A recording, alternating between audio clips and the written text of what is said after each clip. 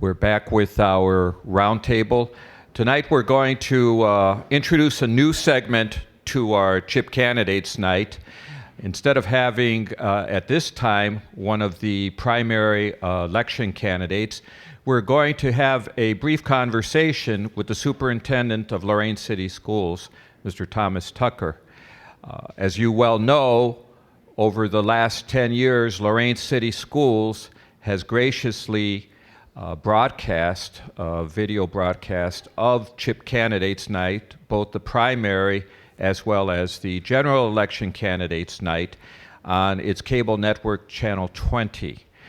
We will see this segment probably in a couple of weeks, in about 10 days, so we ask you to please watch channel 20 over the next few weeks, particularly leading up to the primary on May the 7th.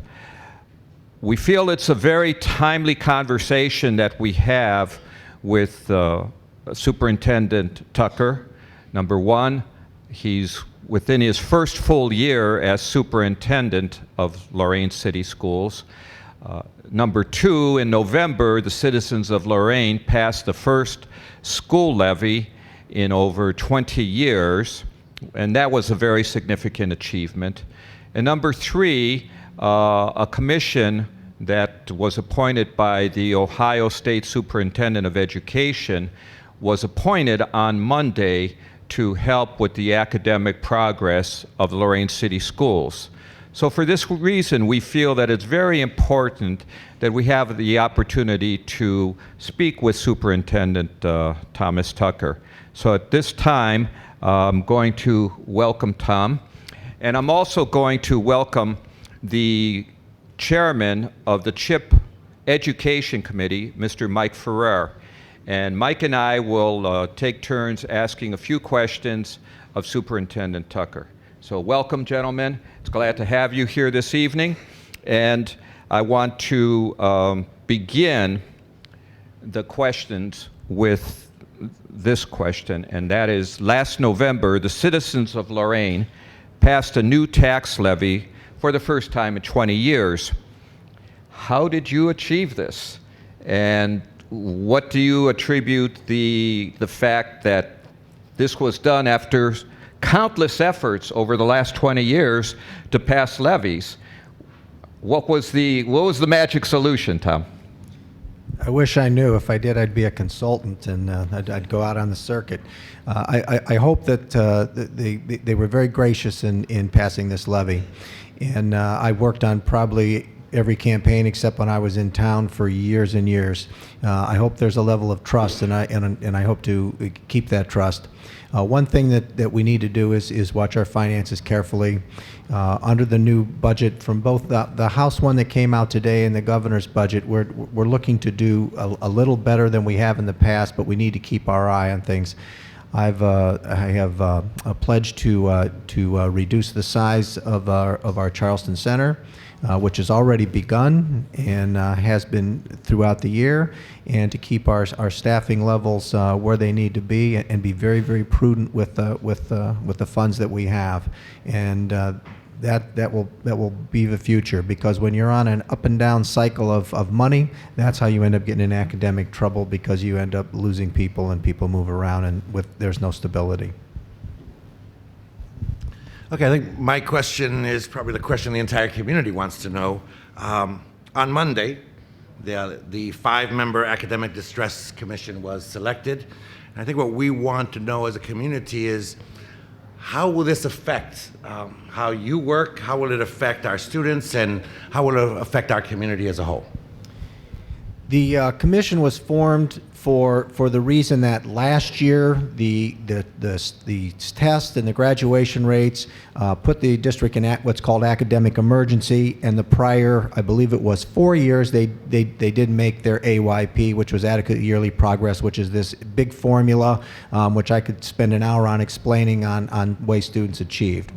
Because of those circumstances, what the legislature passed in 2007 was that you have to form this commission.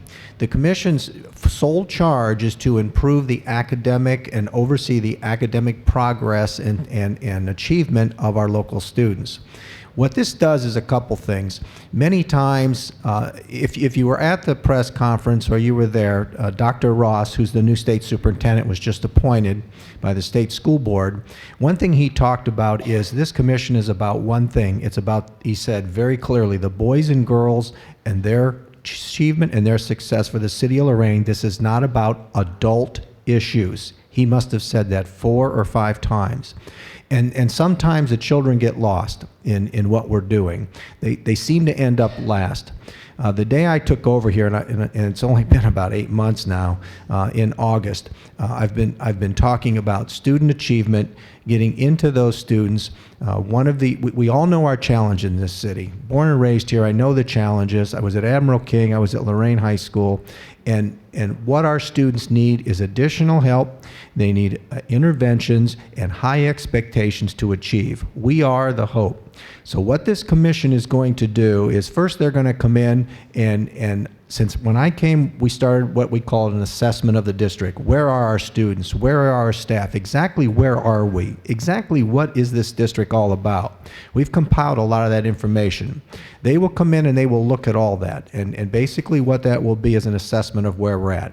At that point then, what they're going to want to see from me, which we've already begun and I've done some already with my team. When I say I'm talking about my academic team, is put together a plan. What is that plan? That plan is, how are you going to get your students to read? How are those test scores going to go up? And we put together a plan that we're going to use this program, we're going to test at this level, we're going to have this benchmark, and if the students don't hit that level, then we have to intervene and get them extra assistance. They'll probably meet on a monthly basis, and I'll be required to give reports, and what they're going to be looking at is individual buildings, individual principals, individual teachers, and how the students in those particular classes are achieving. As I told some of my staff earlier, there's 5 very professional people that will be overseeing our district, and the expertise that they can give my team and the extra help they can give us is wonderful because they will hold us to our feet to the fire, and all they are about is academic achievement and success for our students. That's it. And that's a great focus because really that's why Lorain City Schools exist. Let me piggyback on Mike's question to ask about the appointment of the academic commission by the state superintendent. That same day, the superintendent went to Cleveland and told the Cleveland City School District that they did not need to have a state commission that was going to be imposed on him. The only other school that such a commission has been introduced to was the Youngstown City Schools. Now, to my mind, Cleveland City Schools is not has nothing to brag about in terms of being an academic emergency. Do you feel it was fair that Cleveland was exempted from the same kind of requirement as Lorain City Schools? Cleveland and Lorain are in 2 different situations.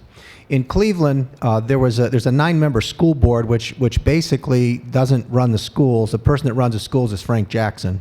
The mayor has appointed control there. And if you remember way back, probably 2 years ago, the gentleman who's now currently the superintendent of schools, Eric Gordon, was the architect of the Cleveland Plan. And that Cleveland Plan, if you remember, was put together in Cleveland, and they took it down to the legislature, and there was a whole lot of legislation and some things that changed in Cleveland. So basically, they do have a plan in place, and they do have an oversight committee in a different sort of way. So they were actually ahead of us in this game. What Dr. Ross said was that he said at this time they have enough oversight, and appointing 5 more people wouldn't necessarily be advantageous to Cleveland. But if you also read, he gave him a waiver to 2017, and at any time he reserved that right to appoint to appoint those folks. We had no plan in place such as Cleveland had. That plan is published. It's been on the internet for about a year. It was a big part of their levy campaign, where it was, double-digit millage that they passed with the business community. So they have already set a lot of that up prior to us. How long will it take for Lorain City Schools to emerge from academic emergency, in your opinion? What are some of the steps? What is the pathway? It's complicated. It's a state report card, and there's called indicators on those report cards. And those indicators are a number of things. One, 93% attendance rate, a certain graduation rate, and if you pass if 75% of our students pass third grade reading, you get another indicator. If 75% pass high school reading, you get another indicator. And that formula you put together in that report card, and and depending on the amount of numbers you get, that's how you get out of that. Under the commission, though, the rules are different. I'm hoping that this year we'll be out of academic emergency. The next step up is academic watch. That's not good enough. This district's been in academic watch for a number of years, barely made continuous improvement for a year before we went academic emergency. Under the laws, we have to hit continuous improvement, which is 2 grades up for 2 years. Now that all goes away in a year. Then we get the new state report card, which is A, B, C, D, F. And according to the new rules, we have to get a C for 2 of 3 years. In addition to that report card changing, we're also changing what we're teaching students. Right now we have the Ohio Content Standards, which is what the Ohio graduation test and everything is based upon. Those are ending in a year, and we're going to what's called the Common Core Standards, of which 40-some states have adopted. They're somewhat national standards. They're a different level of questions. And if you would like a demonstration of what that is, it isn't about answering the question. The easiest way I can explain it is we all went to school and did those math problems where they said the train was going so fast and then you had to figure that out, and we all hated them. That's what the Common Core is about, you adapting those things to real life as opposed to add this equation up and do it. So we've got to change some of our practices, and this is across the state. So the answer is it's going to be at least 3 years. Something that David mentioned earlier, were you upset a little bit or disturbed that Cleveland didn't get that committee? Our education committee noted that when not so much when that happened, but when you were told that the Academic Distress Commission would be coming to sort of take over academically, our committee noted that you were totally not upset with that. You almost welcomed them as a partner. And that's why I look at that question, that you're not only not upset that Cleveland, didn't get it or you did, but you seem to welcome the commission and look at them as a partner. And my committee was just curious why. Before I took the job here, the preliminary report cards were out, and we were doing quite well where I was at. So I looked at Lorain's, and I saw where Lorain could possibly be. Knowing what I know about the law, I knew there was a real likelihood that this would occur. So I did my research on what this actually meant.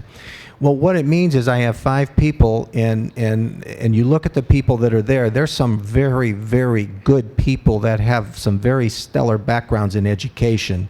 What superintendent wouldn't want 5 people offering advice, free advice on how to improve, and then telling you, making you do that? And what's the ultimate goal? To improve our students. That's why I went into this job. And those of you that know me, my whole career has been about that. Why would you fight a group coming in that's nothing more than about students, not about give me a job, this isn't fair? It's about kids, and that's what it's about. And this group's coming in, and their whole focus is about children, and that's my new bosses. That's great. That's great, because who's it going to benefit in the end? The kids of the city of Lorain. We have time for one last question, and that is, given the choices of schools a family has today, public, charter, parochial, what can you say to a family in the Lorain City School District about why they should enroll their son or daughter in Lorain City Schools?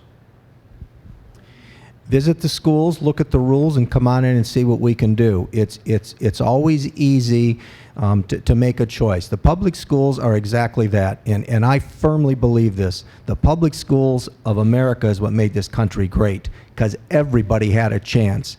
I was just a little kid on the east side of Ohio, and I'm the first graduate in my family, and I'm a superintendent of Lorain schools and superintendent of other districts. That's pretty amazing, and that's public schools. They're held accountable to the people that are you're sitting out there. You hold me accountable, you hold the school systems accountable. A lot of the private schools are not held accountable. They're profit-making centers. Do we need to get better? Absolutely. And what I would ask is, we have a lot of good programs that never quite make it because we're always worried about these other issues. And we've had some stellar graduates and some kids who have gone to do some tremendous things. And we have a lot of opportunities besides the academics. And I invite you to come in and look at what those are. And with this commission, we'll be able to put more of those in place. And I thank everybody for passing the levy. Thank you very much. Thank you for coming and joining us tonight, Superintendent.